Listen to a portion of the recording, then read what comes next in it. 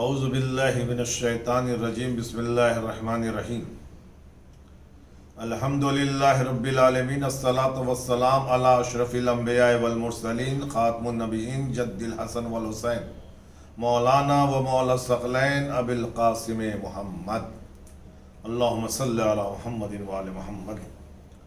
ناظرین، پھر میں آپ کی خدمت میں حاضر ہوا ہوں تاریخ انبیاء لے کر۔ کل یہاں گفتگو چھوڑی تھی کہ جب شیطان نے حضرت آدم کے سجدے سے انکار کر دیا تو پروردگار نے آواز دی، تم مردود ہے اور یہاں سے نکل جاؤ۔ اس کے بعد جناب آدم کو حکم ہوا کہ آپ جنت میں داخل ہوں اور وہاں زندگی گزاریں۔ جناب آدم جنت میں ایک مدت تک زندگی گزارتے رہے۔ اس کے بعد جناب آدم نے اللہ سے التجا کی، پالنے والے میرے سکون قلب کے لیے کسی ہمراز کی ضرورت ہے۔ تو اللہ نے جناب آدم کے بچی ہوئی مٹی سے ایک دوسرا تصویر کو خلق کیا جو جناب آدم کی مونس و مددگار بنی، جنہیں جناب حوا کہا جاتا ہے۔ پھر ایک دن جبریل کو حکم، جبریل آدم و حوا کو لے جاؤ، جنت کی سیر کراؤ۔ جناب جبریل آدم و حوا کو لے کر جنت کی سیر کرانے نکلے۔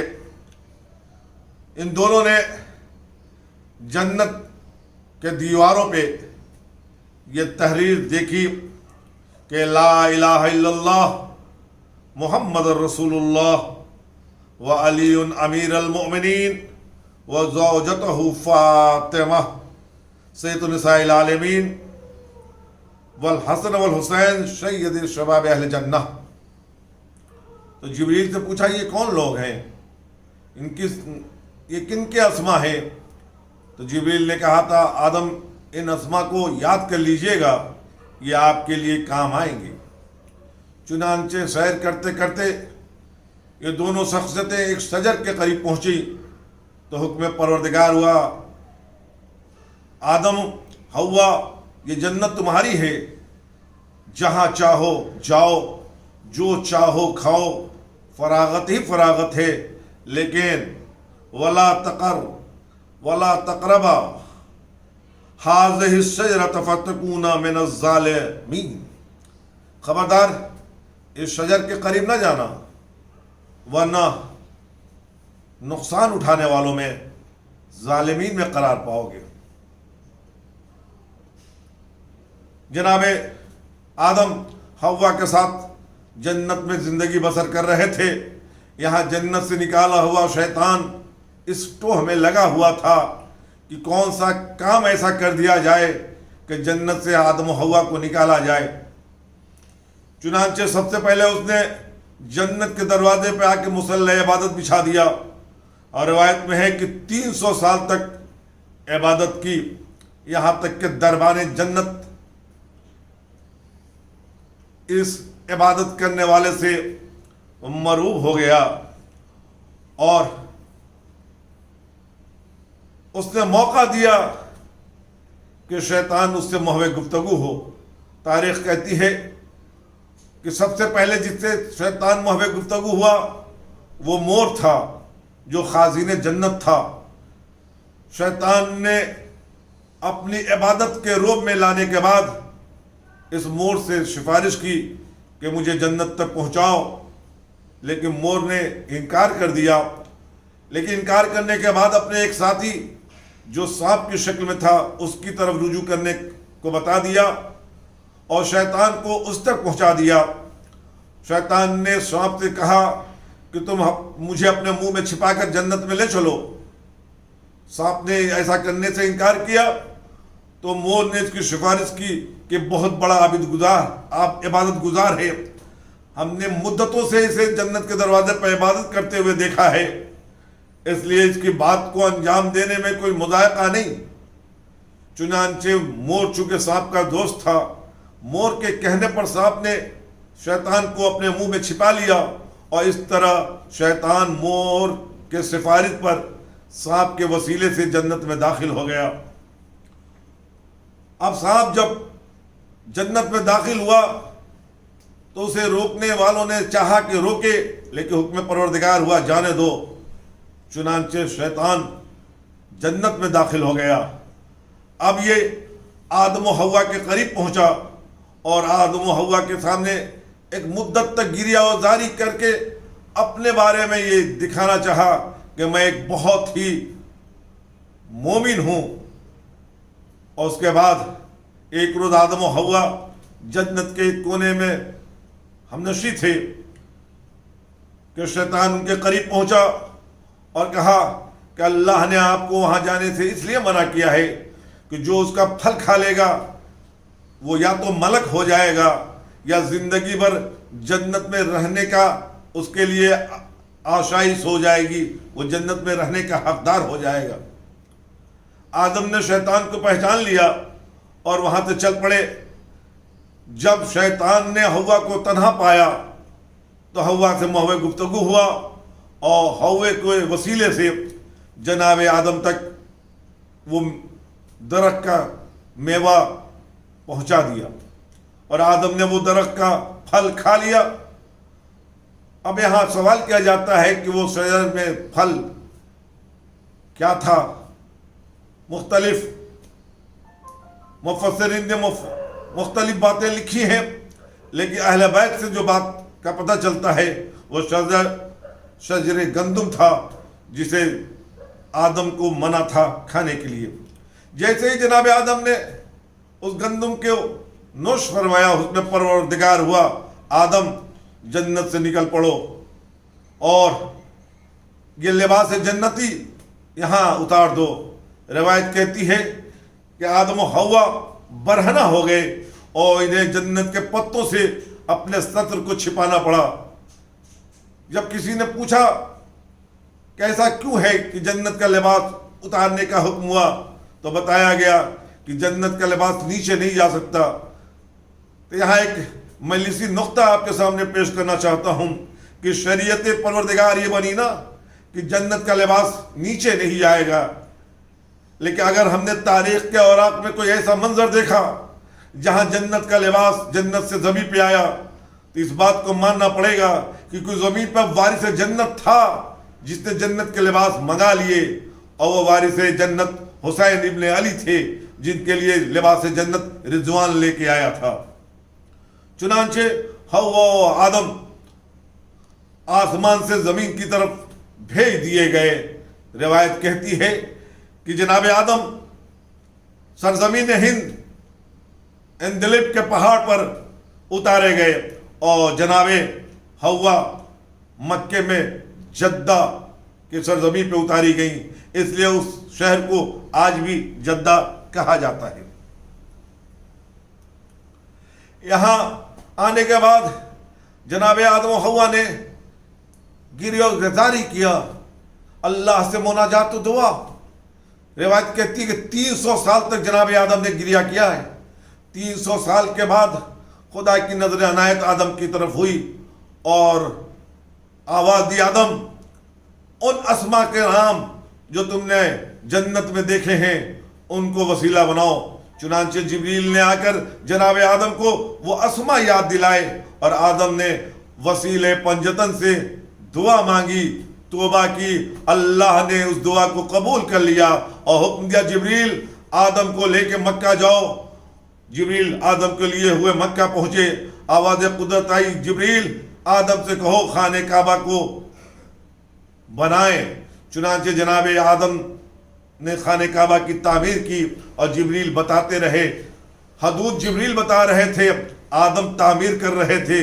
जब खाने काबा की तामीर हो चुकी तो हुक्म परवरदिगार हुआ, जिब्रील आदम से कहो इसका तवाफ करें। जब तवाफ से फारिग हो गए तो इस सफ़ा और मरवा के दरमियान हुक्म परवरदिगार हुआ कि आदम से कहो सफ़ा से कूच करें। चुनांचे आदम ने सफ़ा से एक रास्ता को अपनाया और कूच करने लगे, सफ़र करने लगे। थोड़ी दूर सफ़र करने के बाद रिवायत कहती है कि अराफात के मैदान में जनाब आदम हवा से मिले। और इसीलिए आज भी कहा जाता है कि अगर चाहते हो कि तुम्हारी तौबा कबूल हो जाए तो अरफात के मैदान में अगर इंसान तौबा करे तो परवरदिगार उसके तौबे को कबूल करता है। उसी तरह जैसे आदम के तौबा को कबूल करके आदम को हवा से मिला दिया। जनाब आदम का हक़ तो यूँ आसमान पे खुदा ने पढ़ा दिया था। यहाँ जब जनाब आदम जनाब हवा से साथ जिंदगी बसर करने लगे तो जनाब आदम और हवा को अल्लाह ने एक औलाद अता की जिसका नाम काबिल रखा गया। जनाब काबिल के विलादत के बाद 5 साल की मुद्दत के बाद अल्लाह ने जनाब आदम को एक और औलाद अता की जिसका नाम जनाब आदम ने हाबिल रखा। काबिल बड़े थे, हाबिल छोटे थे। यह जिंदगी गुजरने लगी, यहां तक कि दोनों जवान हुए। अल्लाह ने एक जन्नत से जिन्निया को भेजा जिसका जनाब आदम ने जनाब काबिल से अक़्द किया और जनाब काबिल जिन्निया के साथ जिंदगी गुजारने लगे। थोड़ी मुद्दत के बाद अल्लाह ने एक हुरिया को भेजा और हजरत आदम ने उस हुरिया का हजरत हाबिल से किया और हाबिल हुरिया के साथ जिंदगी गुजारने लगे। फजील व मर्तबत में, अज़मत व वक़ार में जनाब हाबिल बहुत अजीम थे। तो जनाब आदम ने हाबिल को अपना जानशीन बनाना चाहा तो काबिल ने आके कहा मैं बड़ा हूँ, यूँ मुझे जानशीन बनना चाहिए, आप हाबिल को क्यों जानशीन बना रहे हैं? आपके दिल में हाबिल की मोहब्बत ज़्यादा क्यों है? जब आदम पर ये इल्ज़ाम लगाया गया कि 2 बेटों में एक से ज़्यादा मोहब्बत करते हैं, दूसरे से कम करते हैं, तो जनाब आदम ने कहा अच्छा तुम दोनों नज़र दो, जिसकी नज़र कबूल होगी मैं उसको अपना जानशीन बनाऊंगा। चुनांचे दोनों ने नज़र को देने का इरादा किया। काबिल ने गंदम या जौ की शाखें जो बहुत ही मामूली थी नज़र के लिए पहाड़ पर रखा और हाबिल ने दुम्बे फरवद मोटा ताज़ा दुम्बा पहाड़ तक पहुंचाया। और उस वक्त का ये रिवाज था कि जिस की नज़र कबूल होती थी आसमान से बिजली आती थी और उसे चट कर जाती थी, और जिसको चट नहीं करती थी इसका मतलब है कि उसके नज़र को खुदा ने कबूल न किया। चुनांचे आसमान से बिजली चली, उस दुम्बे को चट कर गई और काबिल का नज़र उसी तरह पड़ा रहा। यही सबब बना कि काबिल के दिल में हाबिल से नफरत पैदा हो गई। जनाब आदम बार बार मक्के से इंदलिब जाते थे, इंदलिब से मक्के आते थे। एक मरतबा सफर पे जनाब आदम थे, काबिल ने इसका फायदा उठाया। शैतान ने काबिल के कानों में यह भरा कि अगर हाबिल जिंदा रहा और तुम्हारी नस्ल आगे बढ़ेगी तो तुम्हारे नस्ल पे लोग ताना करेंगे कि तुम्हारी नज़र कबूल नहीं हुई, तुम्हारी औलादों को शर्मिंदगी होगी। तो काबिल ने पूछा फिर क्या करूं? तो तरीका बताया कि हाबिल को कत्ल कर दो। चुनांचे रवायत कहती है कि हाबिल एक बार बाग में या किसी जंगल में एक पत्थर पे आराम फरमा रहे थे, उसी मौके का फायदा काबिल ने उठाया और एक बड़ा सा पत्थर हाबिल के सर पे मार दिया जिससे जनाब हाबिल की शहादत हो गई। अब काबिल परेशान है कि इसको क्या करें, जानवर दरिंदे खाने के लिए बढ़ रहे हैं। काबिल हाबिल की लाश को कभी इधर लिए फिरते हैं, कभी उधर लिए फिरते हैं। यहाँ तक कि एक मुद्दत के बाद जब उस जनाजे से बदबू आने लगी तो अल्लाह ने 2 कौवों को ज़मीन पे भेजा। काबिल ने क्या देखा, एक कौवे ने दूसरे कौवे को मार डाला और जब वो मर गया तो जिंदा कौवे ने ज़मीन को अपनी चोंचों से खोद दिया और खोदने के बाद उस मरे हुए कौवे को वहाँ दफन कर दिया। हाँ, काबिल को कौवे ने बता दिया कि कैसे दफन किया जाता है। चुनांचे काबिल ने वैसा ही अमल किया और हाबिल को दफन कर दिया। लेकिन वहाँ से काबिल ने ये कहना शुरू किया, हाय हम इस लायक भी नहीं कि अब हमें आके कौवा बताता है कि हम कैसे किसी को दफन करें। चुनांचे जनाब हाबिल कत्ल हो गए, काबिल वापस आ गए। एक मुद्दत गुजर गई। जब जनाब आदम को ये खबर मिली تو روایت کہتی ہے کہ 100 سال تک جناب آدم نے گریہ کیا ہے حابیل کے لیے، اور 100 سال تک جناب حوا سے جناب آدم دور رہے اور ملاقات نہیں کی۔ 100 سال گزرنے کے بعد جناب جبریل آدم کے قریب آیا اور آواز دی کہ آج اللہ نے آپ کے لیے ایک میوہ بھیجا ہے، ایک پھل بھیجا ہے، اسے آپ نوش فرمائیں، اور نوش فرمانے کے بعد حوا کے قریب جائیں، اس لیے کہ آج نور محمدی آپ کے صلب سے رحم حوا میں منتقل ہونے والا ہے۔ چنانچہ روایت کہتی ہے آدم نے وہ پھل کھایا اور اس کے بعد حوا کے قریب گئے، اور روایت کہتی ہے کہ نور محمدی صلب آدم سے رحم حوا میں منتقل ہوا، اور اس کے بعد اس سے جو اولاد ہوئی، روایت نے کہا اس کا نام شیش رکھا گیا۔ جناب شیش کی ولادت کے چند سال کے بعد اللہ نے آدم کو ایک اور اولاد دی جس کا نام یافس رکھا گیا، اور روایت کہتی ہے کہ جب جوان ہوئے تو آسمان سے حوریں بھیجی گئیں اور ان دونوں کا عقد ہوا، ان دونوں سے جو اولادیں ہوئیں ان دونوں اولادوں میں عقد ہوا، اور اس طرح سے آدم کی نسل چلی۔ مورخ اہل سنت لکھتے ہیں کہ اپنے بھائی اور بہن میں عقد ہوا، جبکہ یہ صحیح نہیں ہے، چونکہ ہمارے پانچویں امام باقر فرماتے ہیں کہ کسی بھی دور میں کسی بھی شریعت میں یہ جائز نہیں تھا کہ دو بھائی بہن آپس میں عقد کریں۔ چنانچہ اللہ نے حور بھیجا تھا، اس حور سے عقد ہوا تھا اور اس سے اولاد آدم کی ابتدا ہوئی، اور پورے زمانے میں نسل آدم پھیل گئی۔ ادھر قابل حابیل کو قتل کرنے کے بعد اپنی زوجہ کے ساتھ یمن چلا گیا اور وہاں جا کے رہنے لگا، اور روایت کہتی ہے کہ وہیں جا کے اتنے آتش پرست ہو گیا، آگ کی پوجا کرنے لگا، وہاں جا کے ان کی اولاد ہر برائی میں ملبس ہو گئی، اور ادھر جناب شیش اور یافس سے جو اولادیں ہوئیں وہ اولاد پاک اور پاکیزہ رہیں۔ یہ نسل آدم کی اولادیں بڑھتی چلی گئیں، یہاں تک کہ روایت کہتی ہے کہ جناب آدم کی عمر 500 سال کی ہو گئی۔ جب 500 سال کی ہو گئی تو حکم پروردگار ہوا آدم جاؤ یمن کی طرف جاؤ اور جا کے قابیل کے اور ان کی اولاد سے تبلیغ کرو اور انہیں راہ راست پہ لاؤ۔ روایت کہتی ہے کہ جناب آدم یمن کی طرف کوچ کر گئے اور وہاں جا کے انہوں نے تبلیغ کیا، لیکن آدم کے تبلیغ کا اثر نہ قابیل پہ ہوا نہ اولاد قابیل پہ ہوا، یہاں تک کہ آدم کی عمر 930 سال یا 1000 سال کی ہو گئی۔ تو ایک حکم پروردگار ہوا آدم تمہارے موت کا وقت قریب آ گیا ہے، تم اپنا جانشین مقرر کرو۔ عزیزو یہ کہہ کہ اللہ نے بتا دیا کہ خلیفہ یا تو خدا بناتا ہے یا خدا جسے چاہے اپنے نبی کے سے بنوا دیتا ہے۔ یہی وجہ ہے کہ غدیر میں کسی کو خلیفہ بنایا ہے تو پیغمبر اسلام حضرت محمد مصطفیٰ صلی اللہ علیہ وآلہ وسلم نے۔ چنانچہ آدم یمن سے واپس آئے اور اپنی اولادوں کو یکجا کیا۔ روایت کہتی ہے کہ موت جس وقت آدم کو آئی تھی اس وقت آدم کی اولاد 40,000 تک پہنچ چکی تھی۔ یہ 40,000 نسل آدم۔ ایک مرتبہ آدم نے سب کو اکٹھا کیا، اکٹھا کرنے کے بعد جناب شیش کو اپنا جانشین بنایا۔ روایت کہتی ہے کہ جناب شیش کو وہاں وسیع بنانے کے بعد جناب آدم 21 دن تک زندہ رہے، اور 21 دن کے بعد اس دنیا سے اس دنیا آخرت کی طرف کوچ کر گئے۔ بس 2 منٹ اور آپ کا وقت لوں گا۔ جناب آدم کے اوپر 20 21 یا 60 صحیفے نازل ہوئے۔ جناب آدم کی شریعت میں 2 مہینے لگاتار روزہ واجب تھا۔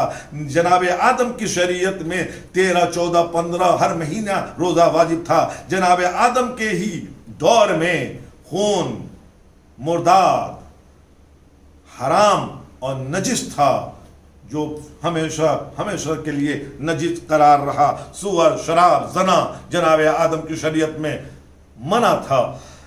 چنانچہ جناب آدم 1000 سال یا 930 سال کی عمر گزار کر اس دنیا سے چل بسے۔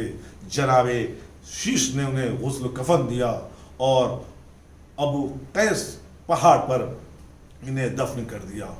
جناب آدم کے بعد 1 سال تک جناب حوا زندہ رہیں۔ جناب شیش نے 1 سال کے بعد جب حوا کا انتقال ہوا تو جناب آدم کے قبر کے قریب انہیں دفن کر دیا۔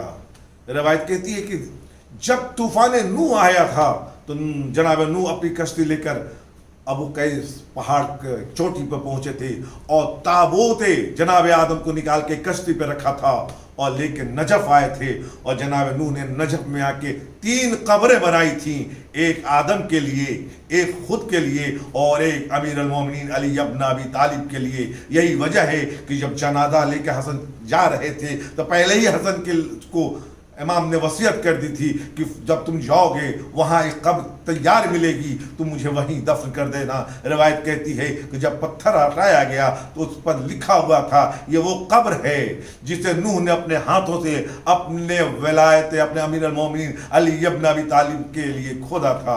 آج بھی وہ قبر موجود ہے جناب آدم اور جناب نوح کی، جو کہ نجف اشرف میں روضہ امیر المومنین کے قریب ہے۔ انشاءاللہ زندگی رہی تو کل جناب شیش علیہ السلام اور جناب ادریس علیہ السلام کی زندگی پہ گفتگو کی جائے گی۔ آپ سے التماس ہے کہ آپ میرے نمبر 9224527195 پر اپنے رائے سے ہمیں آگاہ کریں۔ والسلام علیکم ورحمۃ اللہ وبرکاتہ۔